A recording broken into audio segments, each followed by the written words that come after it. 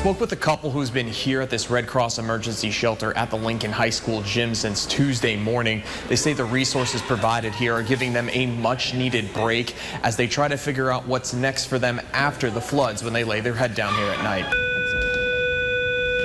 The home court for the Lincoln High School Hornets right now is a home in between homes for those like Laura Villegas and Dylan Slade after Monday's storm. I'm getting ready to turn into the driveway. It was just flooded the streets. It was just an unbelievable amount of water and all the trash from outside floating inside, and it's unrealistic to see all your clothes and all your belongings floating by you while you're walking in your house.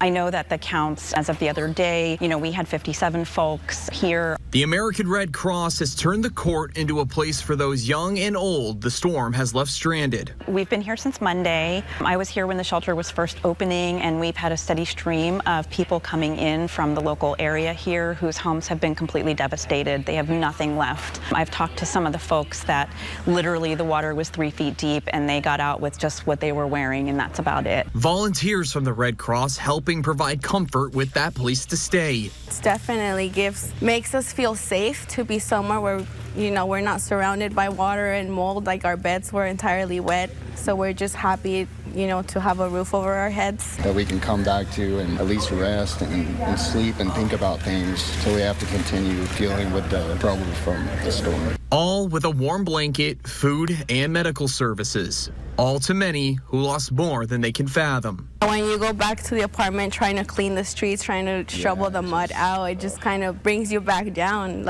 All of my stuff, I can't go back in there, the mold, the smells. You come back here, you get happy. And then you come back here, you're like a sigh of relief. A brief moment to breathe, a heartfelt hug. Just a couple of things that can make the hardest of times a little easier to bear. These kind of things don't happen that much, and then when it does and everyone comes together, it changes how you view the world a little bit, gives you a lot more hope. Ryan Hill, ABC 10 News.